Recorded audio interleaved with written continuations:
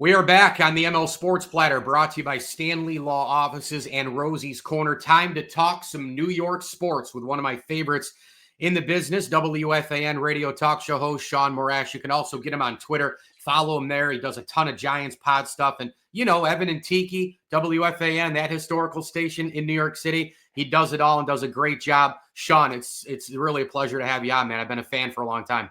I appreciate it. Let's rock, man. New York City sports for quite a while. We've been saying this. I mean, is this the worst it's been since when? How bad is it right now?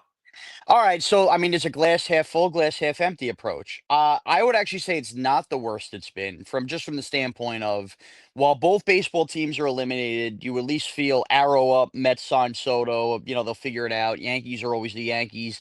And we're kind of getting set, as much as I don't love them around here, for a pretty significant Knicks season in terms of this city's history. And you throw in the fact that the last couple weeks, maybe, just maybe, the Giants have stumbled on a franchise quarterback, the first they've really had since Eli Manning. So while all the baseball teams are out and while the football teams don't have the records, I would say we've been through the last couple of years. There's been some worse years than this one, ironically enough. But you know what? You're still picking from a platter of bad. The franchise quarterback thing always cracks me up because it's a couple of weeks and it's, maybe you stumble on it and then you have two bad ones and that's all they didn't. Oh, no doubt.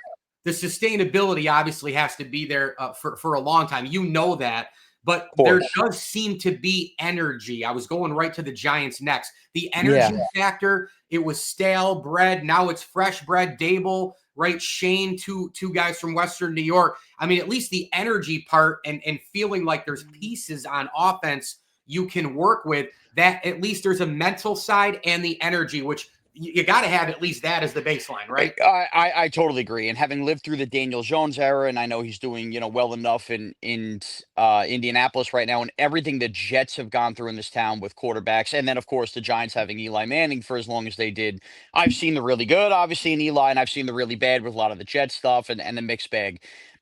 You're right. Anything can change right now in the franchise quarterback stuff as far as the Giants go with Jackson Dart. But that energy you talk about, you could talk about all the Mel Kiper, Lewis Riddick, Daniel Jeremiah. Whenever you go through all the draft stuff, when you step on a football field, there's this intangible aura. I can't believe I'm using that word. I feel like the young people use that word now, that Jackson Dart has. And having seen it at training camp, having met him personally, I got it right away. I got what this regime was seeing. And you're seeing that on the field in at least 2 of the last 3 weeks, really 3 straight weeks. They did turn the ball over 5 times, which is how they lost to the Saints, where at the very least, Mike, we'll worry about worrying when there's time to worry. Right now, it's just time to soak in and go.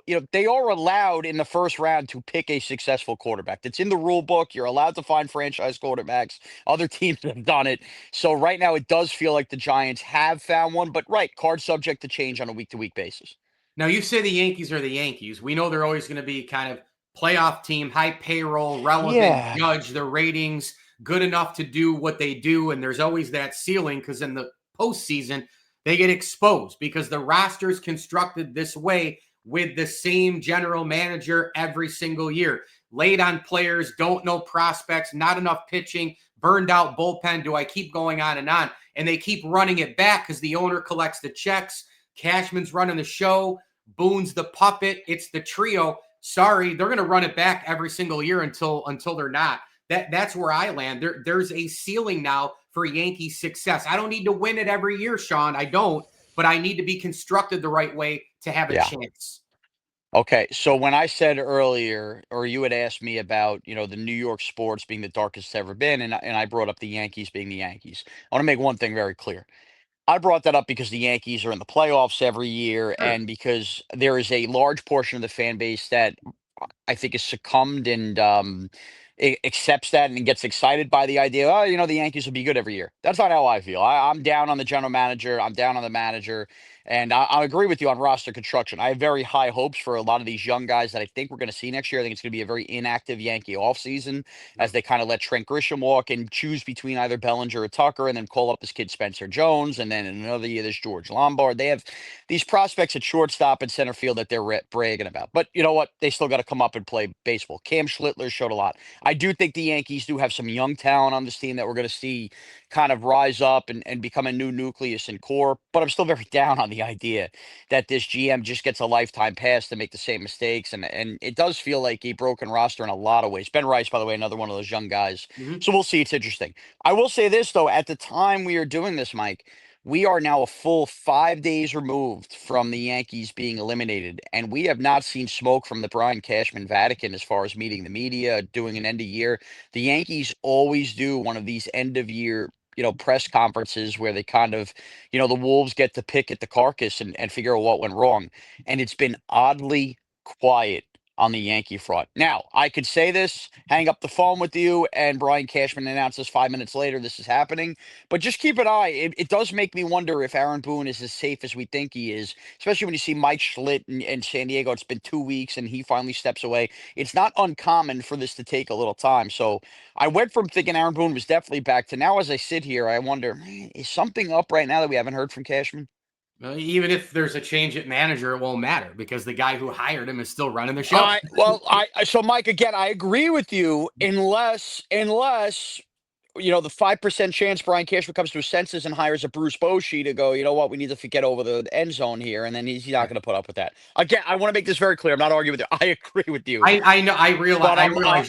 Yeah. I just something smells amiss. Yeah, you put the vanilla, cake icing on the cake. I just put another layer on it. Yeah, We're just making the cake together and agreeing, saying things a different way. As our guy Shaun Morash talks New York City sports here on the Platter, brought to you by Rosie's Corner and Stanley Law Offices. Go follow him on Twitter, WFAN, Evan and Tiki, all the Giant stuff, One Giant Step Pod, and the Sundays bets as well. I just got a couple more for you. Original 6 team, Rangers, 100th year, right? The jerseys. They did the win-loss home and home with the Pens thing to start the year as we speak. Gosh, I don't know how great or how bad to feel about the Rangers. East is loaded. I don't know if they're good enough. The goalie can take you far, but eventually when they get in the postseason, those frontline guys usually just don't score. It doesn't. You go back to the Lundqvist era. Where do you land on the Rangers long term? Is this a roster for here, for later? What is Drury going to do here with this group? Okay, so I think they still could be a playoff team this year. They've started the year 2-2. They haven't scored a goal at home. All their goals have come on the road. Shesterkin has been awesome between the pipes, and their defense looks really good.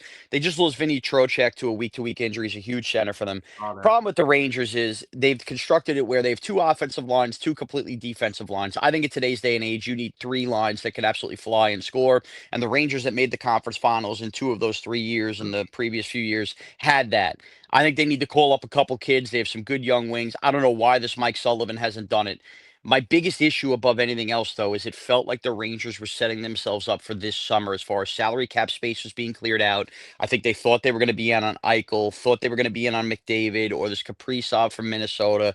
I know any non-hockey fans like, who the hell these European names you're ripping off? They're big-time scoring players that the Rangers thought they were going to be in the mix on. Yeah. But a funny thing has happened with the NHL salary cap booming this year and then in another 2 years.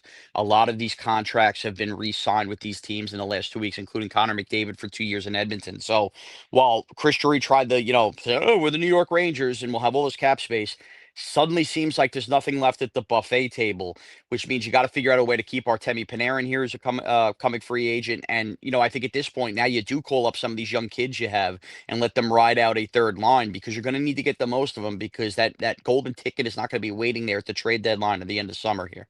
No doubt. And I think the NHL's changed. I don't think the Garden in New York and the Limelight and Original 6 and I don't think any of that stuff is Original 6. You kidding me? The 22-year-old kid, Original 6, that means nothing. Yeah. I mean, nothing. when you get other big brand culture, newness, tax-free places. Yeah, Florida, Tampa, are you kidding me? Dallas. Weather. I mean, where would you go? Where would I go? Come on. 100%. I say it all the time. If I was a football player, I don't care. The Green Bay Packers could offer me the most money in the world. I ain't going to Green Bay. I'll go play with the Tampa Bay Buccaneers. 100%. All right. Final thing for you. I've been in media for a long time, traditional into modern now, and you've been in it for a long time as well. And WFAN has the letters, the history, New York. I mean, it has the everything. It is what, to me, it's a staple of New York and a staple of media, helps set the standard for so long. You're on that station. You're in the Big Apple. You cover these teams. It's fast-paced. It's exciting. The fans are nuts. You're as passionate as anybody. Do you ever wake up in the morning and think about like WFAN and like the microphone, the studio, the logo, and me? Do you do that? Like I'm doing this. You're gonna hate this answer. I don't. People ask me this question all the time. I don't, but I think that's a good thing that I don't because I show up. I love what I do. I love the people I'm around. I equate WFA to working at a sports bar without the beer, the TVs everywhere, the camaraderie, hanging out. There were times when I climbed the ladder, interning, doing some of that part-time grunt work where I'd go home, to my buddies, be like, "This is crazy. This is insane." Now that I've gotten a microphone in front of my face, I think it's just a mental block I block out because if I overthink about where I am or overthink about, kind of my childhood dreams or anything like that, I think that is where I'd start to stumble. I show up every day and it's my job and I love my job and I I that's my best answer for you. I do not like it's not like I wake up every day and go, "My God, I'm going into the WFAN." I think you have to have that approach. That it's just you have to believe you belong and believe it's not a big deal, even if it is a big deal to a lot of people, because that's how you get caught kind of in the euphoria of the whole thing and take your eye off the ball of just doing a good job every day. I love that answer, and it's the I Derek started Jeter. with you're gonna hate that It's answer, the and you ended Derek. with I No, love I that love answer. the answer, and it's kind of like the Derek Jeter approach. Like Yeah, and I say that sincerely. I don't say that to be arrogant in any way. I have no business being that way, but it's the truth, man. You gotta go in focused. You can't go in like it's Disney World every day and just be like, "Oh my God, how did I get here?" Otherwise, you'll never survive. Yeah, no doubt about it. I'm going to let you go, even though I was going to sneak in, what happens first. Aaron Judge gets a ring or the Jets make the playoffs, but I think we'll just. Honestly, I think it's Judge. Okay. I think it's Judge because the Jets got to get a freaking quarterback, and I don't even know if they have the right coach. I mean, the Um, Jets feel further away than anything in this town. yeah, I can't really rip anybody the next morning after the Bills' performance on Monday night, so we're just going to. Even a New Yeah, York team. I mean, it's almost like I feel bad. I don't yeah. even. I don't even know.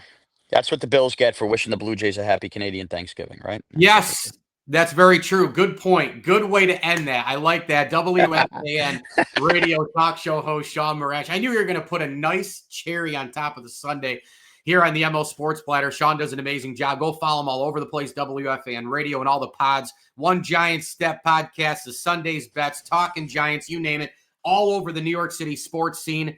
And it's all brought to you by Stanley Law Offices and Rosie's Corner. Shaun, thank you so much. Have a great rest of your year, and we'll talk to you soon, my man.